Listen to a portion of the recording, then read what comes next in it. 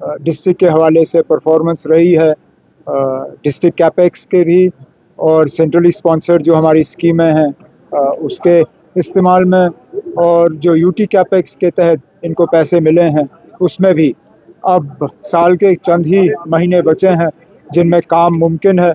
तो इनसे मैंने गुजारिश की है कि बाकी अक्टूबर, नवंबर और बर्फ़ पड़ने तक दिसंबर में जितना और ज़्यादा काम में तेज़ी लाई जा सके हमें ये करना होगा, ताकि कम से कम पैसा जो है वो ज़िले के तरफ से लैप्स हो जाए 31 मार्च को। जी उमर साहब, जिस तरीके से सजाद लोग का कहना है कि हम नेशनल कॉन्फ्रेंस और जो राज्यसभा का हमारे चारों उम्मीदवार वो मीडिया के सामने आए और उन्होंने पीडीपी और बाकी एआईपी और सबको, उस वक्त तो सजाद लोन साहब के तरफ से कोई बयान आया नहीं था, उन्होंने सजाद लोन साहब से भी अपील की थी कि वो नेशनल कॉन्फ्रेंस के हक में वोट दें। अब सजाद लोन साहब ने इलेक्शन से जो है बाहर रहने का फैसला लिया है, वो वोट नहीं डालेंगे। उसका फ़ायदा किसको होगा वो आप भी जानते हो, मैं भी जानता हूँ। अब क्या मजबूरी रही वो मैं कह नहीं सकता हूँ, लेकिन बाकियों से मैं कम से कम अपील करता हूँ कि वो इलेक्शन से बाहर ना रहें, वो अपना वोट दें और ये साबित करें कि वो वाकई बीजेपी के खिलाफ हैं, क्योंकि अब ये सीधा मुकाबला नेशनल कॉन्फ्रेंस और बीजेपी का है और कोई है नहीं इसमें। तो नेशनल कॉन्फ्रेंस को वोट ना देने का मतलब ये होगा कि बीजेपी की मदद की जा रही है।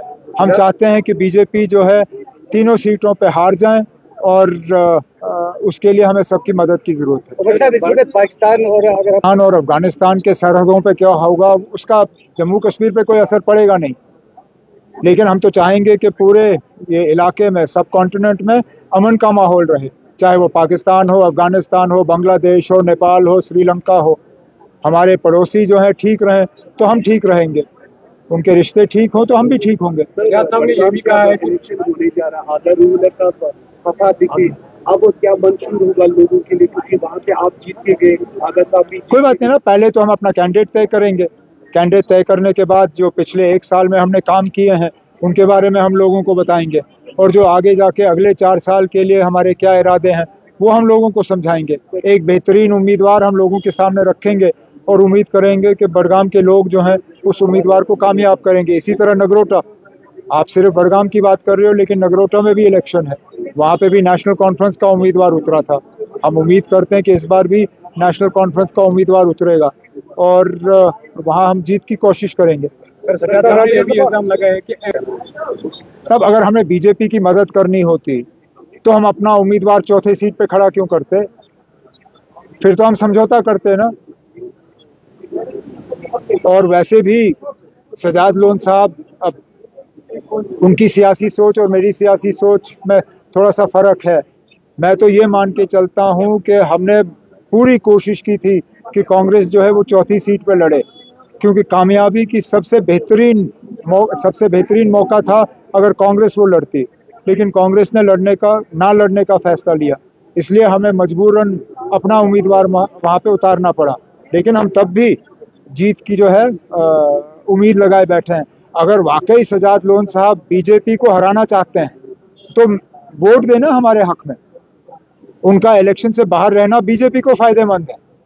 तो हमारे ऊपर इल्ज़ाम लगाने से पहले वो अपने इसको देखें ना कि वो क्या कर रहे हैं। बीजेपी को अगर वो हराना चाहते हैं तो वोट दें, इलेक्शन से बाहर क्यों रह रहे हैं। कांग्रेस का अलायंस था, अभी भी है, अलायंस है ना। उन्होंने प्रेस कॉन्फ्रेंस दी, प्रेस कॉन्फ्रेंस में उन्होंने कहा चौथी सीट हमें दी गई, जहाँ पे अपनी चौथी सीट पे अपना उम्मीदवार कल उतार दिया राज्यसभा इलेक्शन के लिए।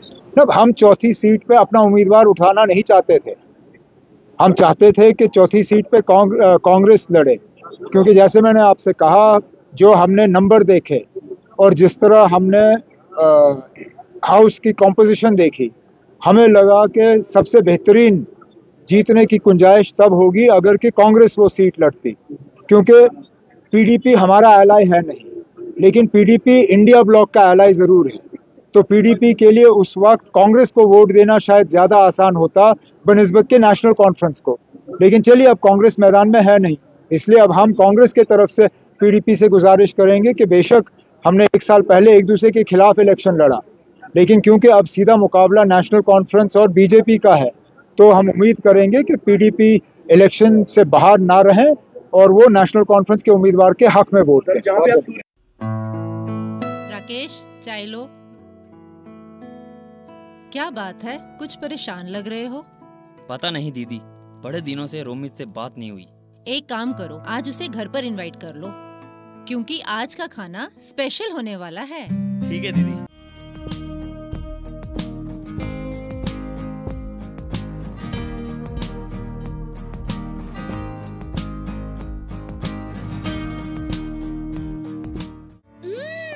खाना तो बहुत यम्मी बना है, मजा आ गया।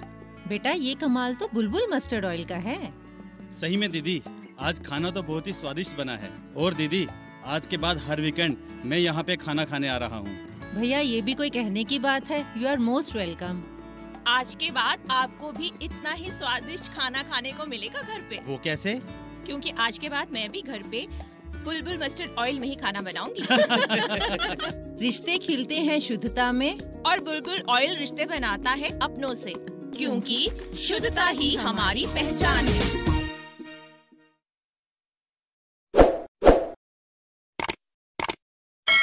जम्मू कश्मीर की खबरों के लिए जुड़े रहिए JK अपडेट के साथ।